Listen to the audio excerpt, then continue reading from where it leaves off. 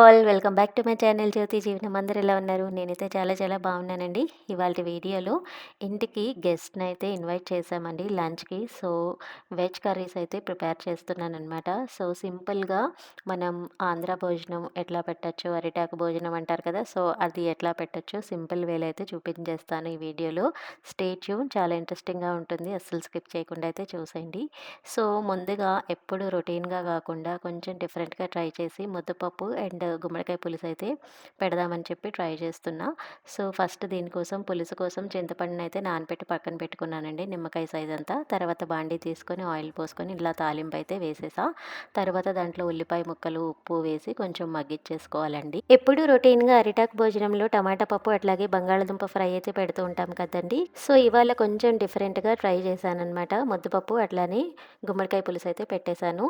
ఉప్పు వేసి మగ్గించుకున్న తర్వాత ఇట్లాగైతే అయిపోతుందండి. ఉల్లిపాయలు కొంచెం కలర్ చేంజ్ అయిన తర్వాత ఇంకా గుమ్మడికాయ ముక్కలు అయితే యాడ్ చేసేసుకోవాలి. నేనైతే ఎల్లో గుమ్మడికాయ అయితే యూస్ చేశానండి. దీని స్కిన్ పల్చగా ఉంటుంది కాబట్టి మనం తొక్క తీయాల్సిన అవసరం లేదు. మీరు కొంచెం గట్టిగా తిక్కగా ఉండే గుమ్మడికాయ ఉంటుంది కదా, మనం గృహప్రవేశాలు వాటికి కొడుతూ ఉంటాం కదా, సో అలాంటి గుమ్మడికాయ తీసుకుంటే కనుక మీరు స్కిన్ తీసేసి యూస్ చేస్తే తొందరగా మగ్గిపోతుంది. ఇదైతే మూత పెట్టి మగ్గించుకున్నారనుకోండి సాఫ్ట్ అయిపోతుంది, అలాగే తొక్కు కూడా అంత మందంగా ఉండదు కాబట్టి పర్వాలేదండి. దీంట్లోనే నేను కొంచెం కారం వేసుకున్నాను అనమాట. కారం వేసుకొని కొంచెం బాగా ఒక్కసారి కలిపేసి చింతపండు పులుసు అయితే పోసేసుకున్నాను అనమాట. మా కారంలో ధనియాల పౌడర్ అట్లానే జీలకర్ర పౌడర్ ఉంటాయి కాబట్టి నేను సపరేట్గా వేసుకోలేదు. మీరు 2 స్పూన్స్ కారం వేసుకుంటే 1 టీ స్పూన్ ధనియాల పౌడర్, హాఫ్ టీ స్పూన్ జీలకర్ర పౌడర్ అయితే వేసుకోండి.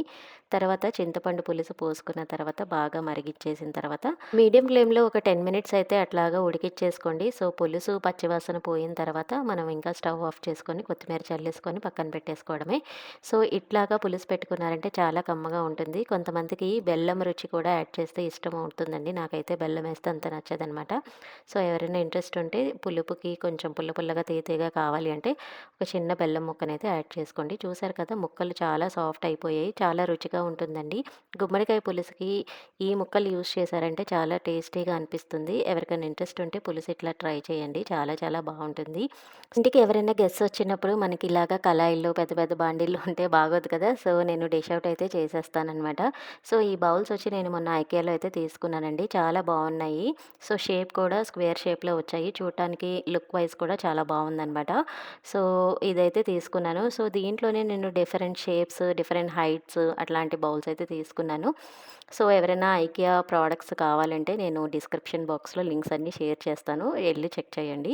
సో నేను ఈ పులుసు చేసేటప్పుడే కొంచెం కందిపప్పు కూడా నానబెట్టేసుకున్నానండి. ముద్దపప్పు అండ్ అట్లాగే ఈ గుమ్మడికాయ పులుసు కాంబినేషన్ బాగుంటుందని చెప్పా కదా, సో ఈలోగా నేను ఆ పప్పు కూడా నానిపోతే పని అయిపోతుంది కదా అని చెప్పి పప్పు నానబెట్టి పక్కన పెట్టేసుకున్నా. అండ్ పచ్చడి విషయానికి వస్తే రోటి పచ్చడి చేద్దాం అనుకుంటున్నా. రోటి పచ్చడి అంటే రోలు లేదండి, మిక్సీనే పడేస్తాను. అరిటాకు భోజనంలో ఏదో ఒక పచ్చడి కంపల్సరీగా మనం పెడుతుంటాం కదా, సో నేను ఈరోజైతే బీరకాయ తొక్కు పచ్చడి అయితే చేసేస్తున్నాను. సో మనం గార్డెన్లో బీరకాయలు అప్పుడప్పుడు వస్తున్నప్పుడు ఒక్కొక్క కాయ ఉంటే మిగిలిపోతూ ఉంటుంది కదా, సో అలాంటి కాయలన్నిటిని కూడా ఒక్క కాయ ఉంటే మనం ఏం చేయలేం కదా, సో తొక్కు తీసేసి ఇట్లాగా నేను బీరకాయ పచ్చడి అయితే చేస్తూ ఉంటాను. సో చూస్తున్నారు కదా, తొక్కునంతటిని ఇట్లాగా వేసేసుకుంటాం అనమాట. ఆయిల్లో బాగా ఫ్రై చేయాలి. పచ్చిమిర్చి అట్లానే మన కారం ఎంత కావాలో అంత పచ్చిమిర్చి అట్లానే ఈ తొక్కు వేసేసి బాగా ఫ్రై చేసేసుకోండి. ఉప్పు కూడా వేసి మగ్గించుకుంటే తొందరగా మగ్గిపోతుంది. సో నెక్స్ట్ మనకి మొత్తం ఈ తొక్కే వేసామనుకోండి, మనకి అక్కడక్కడ గరుగ్గా తగులుతూ ఉన్నట్టు ఉంటుందన్నమాట. సో అందుకని ఒక టొమాటో అండ్ అట్లానే ఒక బీరకాయ నార్మల్ కాయ వేశారనుకోండి, అప్పుడు రుచి బాగా ఎన్హాన్స్ అవుతుంది. సో ఇదంతా కూడా మగ్గిపోయేలోపు మనం బీరకాయ ముక్కల్ని కూడా కట్ చేసుకొని పక్కన పెట్టేసుకుందాము. ప్యారలల్గా చేసేసుకుంటూ ఉండండి వంటలన్నీ, లేకపోతే గెస్ట్ వచ్చేటప్పుడు మనకి టైం అయితే సరిపోదు అస్సలు. సో ఇదంతా కూడా మిక్సీలో తీసేసుకొని, సో ఫస్ట్ అయితే ఇది మిక్సీ జార్లో వేసేసుకున్నాను. ఇది ఇది గట్టిగా ఉంటుంది కాబట్టి కొంచెం ఎక్కువ టైం పడుతుంది కాబట్టి ఫస్ట్ ఇది మిక్సీ జార్లో మిక్సీ నెక్స్ట్ అదే ప్యాన్లో బీరకాయ ముక్కల్ని అట్లాగే టొమాటో ముక్కల్ని కూడా ఫ్రై చేసుకొని పక్కన పెట్టుకోండి. సో అందుకోసం నేను కొంచెం ఆయిల్ అయితే పోసుకొని దాంట్లో బీరకాయ ముక్కలు అట్లాగే టొమాటో ముక్కలు యాడ్ చేసుకొని కొంచెం మగ్గిచ్చేసుకున్నాను ఉప్పు వేసుకొని. ఇందాక ఆ బీరకాయలకు తగ్గట్టు అక్కడ ఉప్పు వేసుకున్నానండి. ఈ బీరకాయ ముక్కలు కూడా కొంచెం మగ్గడానికి అయితే ఉప్పు వేసుకొని అట్లాగే చింతపండు గుజ్జు కొంచెం పోసుకొని బాగా ఫ్రై అయితే చేసేసుకున్నాను. బాగా మగ్గిపోయిన తర్వాత ముక్కలు మెత్తగా అయితే సరిపోతుందండి, ఎందుకంటే బీరకాయ తొందరగా ఉడికిపోతుంది, అలాగే టొమాటో కూడా ఉడికిపోతుంది కాబట్టి మనకి ప్రాబ్లం ఉండదన్నమాట. ఉడికిపోయిన తర్వాత, చల్లగా అయిన తర్వాత ఇంక మిక్సీ అయితే పట్టేసుకోండి. మిక్సీ జార్‌లో మొత్తం గూడా మిక్సీ పట్టేసుకొని ఇంక తాలింపయితే వేసుకోవడమే. సో, తాలింపు కోసం నేను ఫస్ట్ ఆయిల్ వేసేసుకొని, ఆయిల్ వేసుకున్న తర్వాత ఆవాలు, జీలకర్ర, ఎండుమిర్చి, అట్లానే వెల్లుల్లి, కరివేపాకు వేసి తాలింపయితే పెట్టేసుకుంటాను. అన్నిటికి ఒకటే తాలింపండి. ఫస్ట్ కొంచెం వెల్లుల్లి మీరు దంచుకొని పక్కన పెట్టుకోండి. పెట్టుకున్న తర్వాత ఆయిల్ మరిగిన తర్వాత వెల్లుల్లి ఫస్ట్ బాగా కొంచెం గోల్డెన్ కలర్‌లో ఫ్రై అయిన తర్వాత ఎండుమిర్చి, ఆవాలు, జీలకర్ర అట్లనే కరివేపాకు కూడా వేసి బాగా ఫ్రై అయితే చేసేసుకోండి. సో, మనం ఫ్రై చేసుకున్నప్పుడు కరివేపాకేసినప్పుడు కొంచెం ఆయిల్ బాగా స్పిల్ అవుతుంది కదా! సో, స్పిల్ అయినప్పుడు మనకి స్టవ్ అంతా చెండాలంగా అయిపోతుంది. సో, మనం గుర్తుపెట్టుకొని ఖచ్చితంగా దాని మీద మూతయితే పెట్టేసేయండి. అప్పుడు మనకి స్పిల్ అవ్వకుండా ఉంటుంది. స్టవ్ అంతా కూడా నీట్‌గా ఉంటుంది. లేకపోతే స్టవ్ మనకి తోముకోవాల్సిన అవసరం వస్తదండి. అండ్ అట్లానే చిమ్నీ ఎంతున్నా గూడా మనకి ఆయిల్ అనేది పైకి వెళ్ళిపోతూ ఉంటదనమాట. సో, జిడ్డెక్కువ పట్టేస్తూ ఉంటుంది. దానివల్ల మనకి డబల్ వర్క్ అవుతుంది. సో, ఈ టిప్ అయితే ఫాలో అవుతూ ఉంటాను. మనం తాలింపులు వేసేటప్పుడు అట్లా అయితే వేసేసుకోండి. నెక్స్ట్ తాలింపు వేసుకున్న తర్వాత ఇందాక డిష్ ఔట్ చేసిన బీరకాయ పచ్చడిలో నేనింక తాలింపయితే వేసేస్తున్నా అండి. నేను ఒకటేసారి ఒకటే బౌల్‌లో వేసేసుకున్నాను. మళ్ళా 10 గిన్నెలు చేయకుండా ఇంకా ఏ గిన్నెలో అయితే ఉంచుదాము పచ్చడి అనంటే ఆ గిన్నెలో తోడేసుకొని ఇంకా తాలింపయితే వేసేసుకున్నాను. మనం ఎక్కువ వంటలు చేసేటప్పుడు మనం వెజిల్స్ కూడా ఎక్కువ అవ్వకుండా చూసుకుంటే బెటర్ కదా! సో, పచ్చడయితే అయిపోయింది. నెక్స్ట్ అదే ప్యాన్‌లో కొంచెం ఆయిల్ పోసుకొని బెండకాయ ఫ్రై అయితే చేసేద్దాం అనుకుంటున్నా. బెండకాయ ఫ్రై సింపులే కదండీ!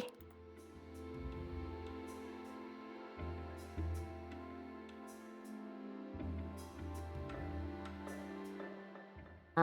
గార్డెన్‌లో వంకాయలు కూడా ఉన్నాయి. సో, ఆర్గానిక్‌గా ఏదైనా పెడదాము మంచిగా ఫుడ్ కుక్ చేసి అనుకోని, సో, గుత్తొంకాయ కూడా పెడదాం గదా! అని చెప్పి అది కూడా ట్రై చేశాననమాట. సో, దీనికి కూడా అంతేనండి. బెండకాయలు కట్ చేసుకొని పెట్టుకున్నాను ఇంతకు ముందే. పచ్చడి మనకి అయ్యేలోపు అది కూడా కటింగ్ అయితే అయిపోయింది. సో, దీంట్లో ఫస్ట్ ఇట్లాగే తాలింపు వేసేసుకున్నాను. సేమ్ తాలింపండి అన్నిటికి. సో, తాలింపు అయిపోయిన తర్వాత కట్ చేసుకున్న బెండకాయ ముక్కలు కూడా వేసుకొని బాగా మగ్గిపోయిన తర్వాత లాస్ట్‌లో ఉప్పు, కారం అయితే యాడ్ చేసుకోవాలి. ఎందుకంటే బెండకాయ ముక్కల్లో ముందే ఉప్పు వేసేసారనుకోండి జిగురు జిగురుగా ఉంటుంది. సో, జిగురు జిగురుగా ఉండకుండా ఉండాలి అంటే మనం లాస్ట్‌లో మనం 80% కుక్ అయిపోయిన తర్వాత అప్పుడు మాత్రమే మనం ఉప్పయితే యాడ్ చేసుకోవాలనమాట. సో, చూస్తున్నారు కదా! బెండకాయలు చాలా ఫ్రెష్‌గా ఉన్నాయి. ఇప్పుడు సీజన్ కదండీ! చాలా ఫ్రెష్‌గా ఉన్నాయి. ఇవి కొన్ని ఆర్గానిక్ మన చెట్లో నుంచే వచ్చాయి. కొన్నయితే బయట నుంచయితే కొన్నాననమాట. ఎక్కువ లేవండి. సో, బెండకాయలు ఎక్కువ చెట్లుంటేనే మనకి ఎక్కువ మంది గెస్ట్స్ వచ్చినప్పుడు సరిపోతది. లేకపోతే ఇద్దరికి సఫిషియెంట్‌గా వస్తదనమాట. సో, బాగా మగ్గిపోయిన తర్వాత ఇంక 80% కుక్ అయిన తర్వాత ఉప్పు, కారం వేసుకొని ఫ్రై చేసుకొని ఇంకా దించేసుకోవడమే. నేను ఇదైతే ఎక్కువ షూట్ చేయలేదండి. బెండకాయ ఫ్రైయే గదా! అని చెప్పి ఇంకా షూటింగ్ ఎక్కువ చేయలేదు. సో, నేను మూత పెట్టి బాగా మగ్గిచ్చేసుకున్న లోపు ఇంకా వంకాయలెళ్లి కట్ చేసేద్దాం బయటికెళ్ళని చెప్పి ఇంకా వంకాయలైతే కట్ చేసేస్తున్నా. సో, మనకి చిన్నగా ఉన్నప్పుడే కట్ చేసేసుకుంటే ఇలాగా ముక్కనేది తొందరగా ఉడికిపోతది. టేస్ట్ కూడా బావుంటుంది. మరీ పెద్దగా అయ్యాయనుకోండి కాయలు, మనం డీప్ ఫ్రై చేస్తేనే బావుంటుంది. ఇట్లాగా చిన్న చిన్న కాయలు కట్ చేసుకుంటేనే బెటరండి.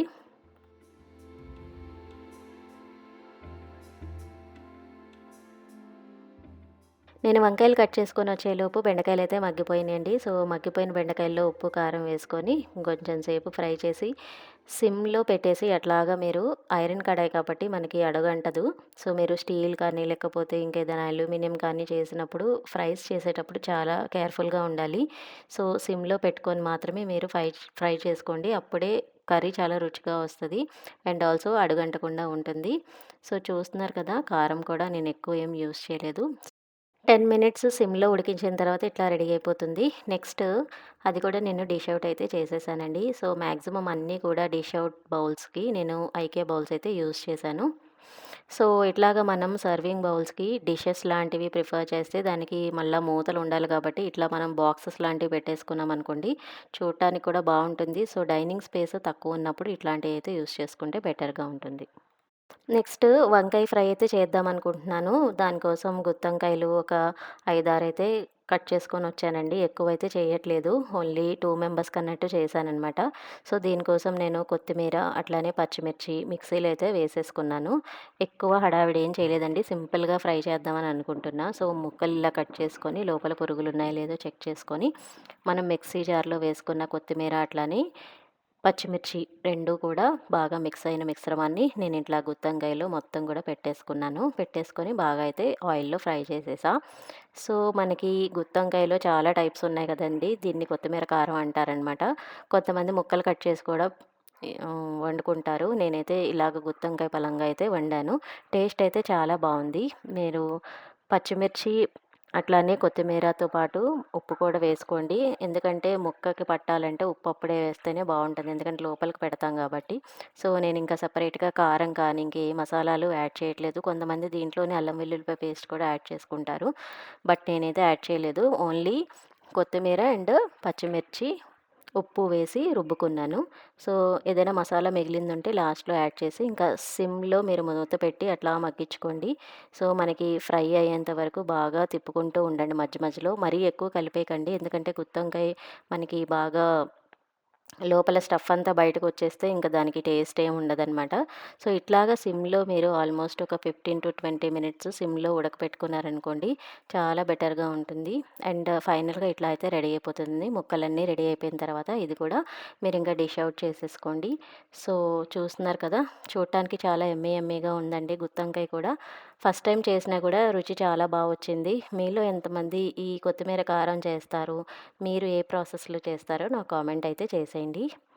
అండ్ నెక్స్ట్ కందిపప్పు ఇందాక నానబెట్టుకొని పెట్టుకున్నాను కదండీ! సో, కందిపప్పుని ఫస్ట్ అయితే ఉడకబెట్టేసుకుంటున్నాను. ఓన్లీ ముద్దపప్పే కాబట్టి దానికి కూడా పెద్ద ప్రాసెస్ అయితే ఏం లేదు. జస్ట్ కడుక్కున్న పప్పుని కొంచెం వాటర్ పోసుకొని ఒక 3, 4 విజిల్స్ అయితే పెట్టేశాను. సో, తర్వాత దాంట్లో కొంచెం ఉప్పు యాడ్ చేసుకొని రుబ్బుకొని పక్కనైతే పెట్టేసుకున్నాను. కొంతమంది ముద్దపప్పుకి కూడా తాలింపేస్తారండి. నేనైతే ఎటువంటి తాలింపు వేయలేదు.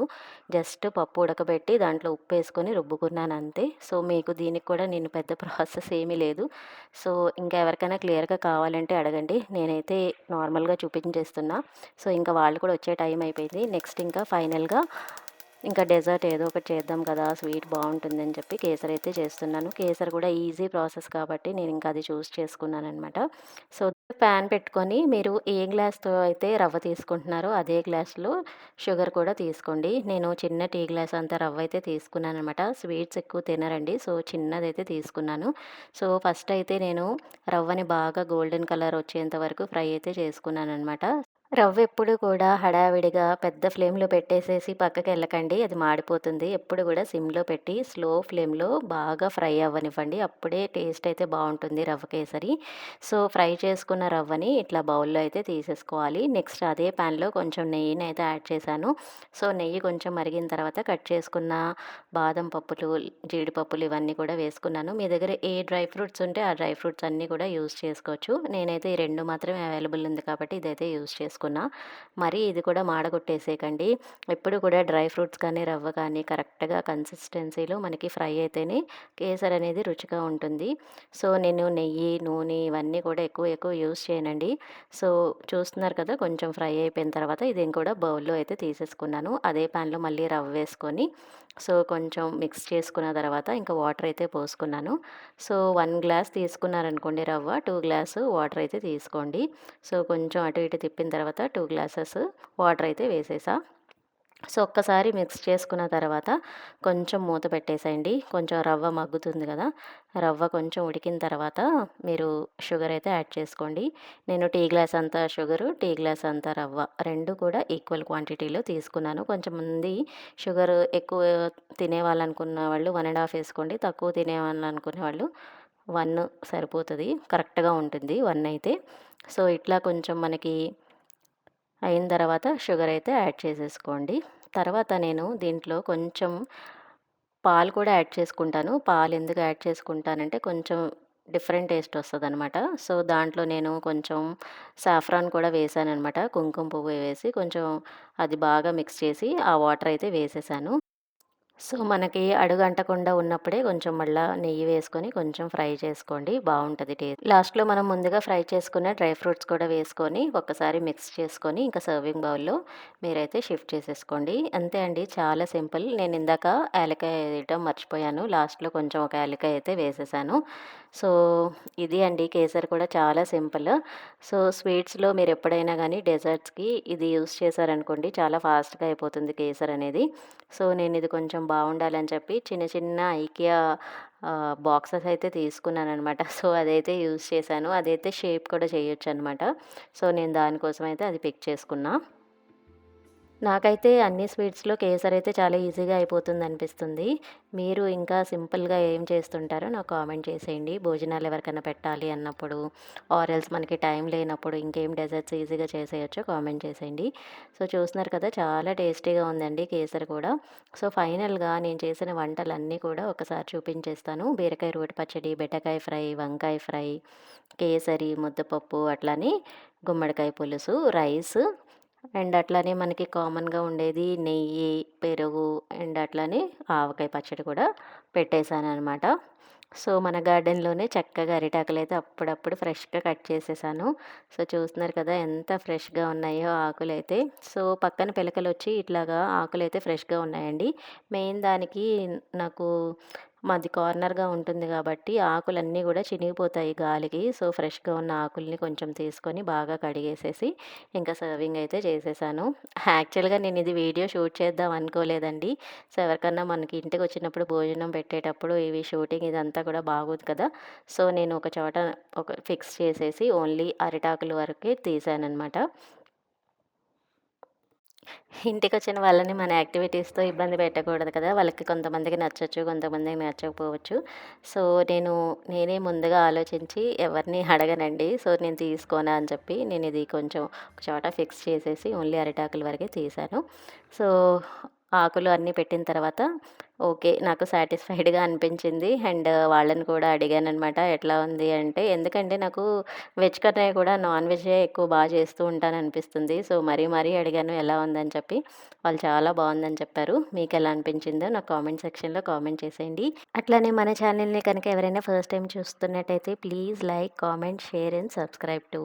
So, have a nice day అండి. Thank you. బాయ్.